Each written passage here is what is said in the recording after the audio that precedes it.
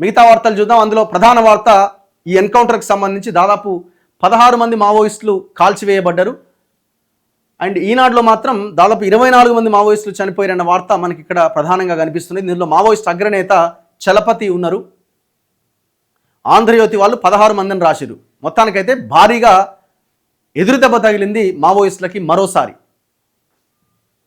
మృతులు 27 అని కూడా ప్రచారం జరుగుతున్నది. వీరిలో కేంద్ర కమిటీ సభ్యుడు చలపతి, ఈయన స్వస్థలం ఏపీలోని చిత్తూరు జిల్లా. చంద్రబాబు పైన అలిపిరి దాడిలో సూత్రధారి. మృతుల్లో కేంద్ర కమిటీ సభ్యులు మనోజ్, గుడ్డు బాలన్న, నల్గొండకు చెందిన హనుమంతు.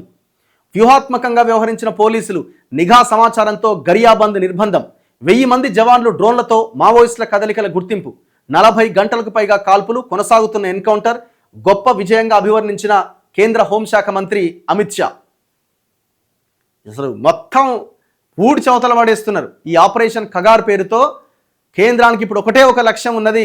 వాళ్ళకున్న మేజర్ లక్ష్యాల్లో ప్రధానమైన లక్ష్యం మావోయిస్టుల ఏరివేత కార్యక్రమంగా కనిపిస్తున్నది. మరి ఏమవుద్దన్నది చూడాలిగా. దండకారణ్యంలో ఎర్రకోటకు బీటలు, 20 ఏండ్ల ఆధిపత్యానికి చెక్. ఎన్కౌంటర్లతో దళాలు కకావికలం. 650 క్యాంపులతో బలగాల నిఘా. ఆపరేషన్ కగార్తో పైచేయి. ఏడాది వ్యవధిలో 300 మంది మావోయిస్టులు చనిపోయారు.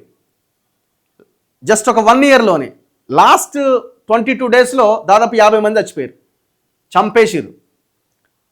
మిగిలిన 14 మంది తెలుగు వాళ్లే ఉన్నారట. ఇప్పుడు కేంద్ర కమిటీలో ఆరోగ్య సమస్యలు, నిఘా వర్గాల చేతికి కీలకమైన సమాచారం. అగ్రనేతల్ని కాపాడుకోవడం సవాల్గా మారింది. దాడులు చేయలేని స్థితిలో హిడ్మా ఉన్నాడట. వాళ్ళ ఏజ్ పెరుగుతున్నది, ఆరోగ్య సమస్యలు చుట్టుముట్టినాయి. ఇంకొక వైపున కదలలేని సిచ్యువేషన్లో ఉన్నారు. ఇటు కేంద్రం దాడి విపరీతంగా పెరిగింది. మావోయిస్టు నక్సలిజం స్టార్ట్ అయినప్పటి నుంచి ఏనాడు ఎదురుగాని సమస్య మావోయిస్టులకు ఇప్పుడు ఎదురవుతున్నది. ఇంత భయంకరంగా, ఇంత ఇదిగా ప్రభుత్వాలు వేల కోట్లు ఖర్చు పెట్టి వాళ్ళని తుదముట్టించడానికి ఎవరు అంతగా ప్రయత్నం చేయలే. అడపాదడపా జరుగుతుండేవి. కానీ ఈసారి ఏకంగా ఏ రకంగా ఏరివేయాలనో ఆ రకంగా ఏరేసే ప్రయత్నం కంటిన్యూ అవుతున్నది.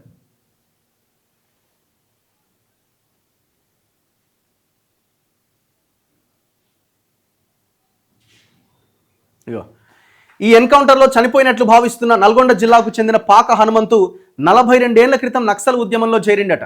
నల్గొండలో డిగ్రీ చదివే సమయంలోనే రాడికల్ విద్యార్థి సంఘం వైపుగా ఆకర్షితుడయ్యారు. ఏబీవీపీ రాడికల్ విద్యార్థుల మధ్య 82లో జరిగిన ఘర్షణలో ఇతనే ప్రధాన నిందితుడు కావడంతో అజ్ఞాతంలోకి వెళ్ళిపోయిండు. ఆయన దళంలోనే ఛత్తీస్గఢ్కు చెందిన యువతిని వివాహం చేసుకున్నాడు. మావోయిస్టులకు ఇంగ్లీష్, రాజనీతి శాస్త్రంలో పాఠాలు చెప్పేవాడు. పలు భాషలు అనువదించేవాడు. వాస్తవానికి 5 ఏళ్ల క్రితమే హనుమంతు అనారోగ్యంతో చనిపోయినట్టు వార్తలు వచ్చినాయి. అయితే నెల క్రితం తాను బతికే ఉన్నట్లు బంధుమిత్రులకు సమాచారం ఇచ్చాడు. అంతలోనే ఎన్కౌంటర్లో చనిపోయాడు. 2 ఏళ్ల క్రితం తండ్రి, ఇటీవల తల్లి చనిపోవడంతో హనుమంతు నివసించిన గుడిసె ప్రస్తుతం శిథిలావస్థలో ఉన్నది. ఆయన 2 సోదరులు నల్గొండలో కూలీ పనులు చేసుకుంటున్నారు. నల్గొండ జిల్లాకే చెందిన మోడెం బాలకృష్ణ కూడా మంగళవారం నాటి ఎన్కౌంటర్లో మరణించినట్టుగా ప్రచారం జరుగుతోంది. ఇంకో వీళ్ళంతా చనిపోయారు. చలపతి, దీపక్, కవిత, సోని, చిన్న ఏజ్ వీళ్ళది. ఇక మొత్తం కేంద్ర కమిటీలో తెలుగు వాళ్ళే మిగిలిరట. మావోయిస్టు కేంద్ర కమిటీ నాయకులను కాపాడుతూ వస్తున్న అబూజ్మడ్లో బలగాలు చొచ్చుకెళ్తుండడంతో మావోయిస్టులు కొత్త షెల్టర్ జోన్కు మారుతున్నారు. సింహభాగం కేంద్ర కమిటీ సభ్యులు వయసు పైబడడంతో వృద్ధాప్య సంబంధిత అనారోగ్య సమస్యలతో బాధపడుతున్నారు. మంగళవారం నాటి ఎన్కౌంటర్లో చనిపోయిన చలపతి కూడా 2 కర్రల సహాయంతోనే నడిచేవారు. ప్రస్తుతం కేంద్ర కమిటీలో 14 మంది తెలుగువారుంటే వీరిలో 10 మందికి పైగా ఇలాంటి సమస్యలతోనే బాధపడుతున్నారు. వీరిలో మావోయిస్టు పార్టీ రథసారథి నంబాళ్ల కేశవరావు, మాజీ కార్యదర్శి ముప్పాళ్ల లక్ష్మణరావు అలియాస్ గణపతి, మల్లోజుల వేణుగోపాల్ 70 ఏళ్లకు పైబడ్డ వారే. వీరు జ్ఞాపక శక్తి సమస్యలు ఎదుర్కొంటూ మనుషులను గుర్తించలేకపోతున్నారని సమాచారం. మిగతా వారిలో కడారి సత్యనారాయణ రెడ్డి, మోడెం బాలకృష్ణ, తెంటూ లక్ష్మీ నరసింహాచలం, పుల్లూరి ప్రసాదరావు కూడా అనారోగ్య సమస్యలతో సతమతమవుతున్నారు. రిక్రూట్మెంట్లు లేక అగ్రనాయకులు, క్యాడర్ వరుస ఎన్కౌంటర్లు, పెద్ద సంఖ్యలో లొంగుబాట్లతో మావోయిస్టు పార్టీ ఇబ్బందులు ఎదుర్కొంటోంది. ఈ పరిస్థితుల్లో ఒకవైపు కేంద్ర బలగాలు ఎదుర్కోవడం, మరోవైపు అగ్రనేతలను కాపాడుకోవడం ఇప్పుడు మావోయిస్టు పార్టీకి సవాల్గా మారింది.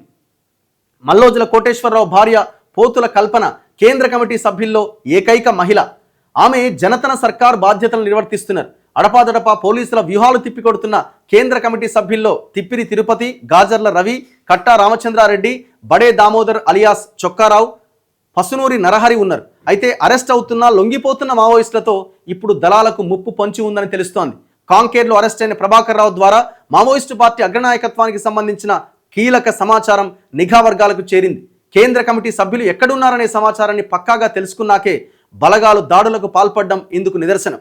తన బెటాలియన్కు చెందిన 30 మంది వరకు మావోయిస్టులు లొంగిపోయాక హిడ్మా కూడా పెద్దగా దాడులు జరిపిన దాఖలాలు లేవు. ఏకంగా హిడ్మా విలేజ్కి అమిత్ షా పోయిండు.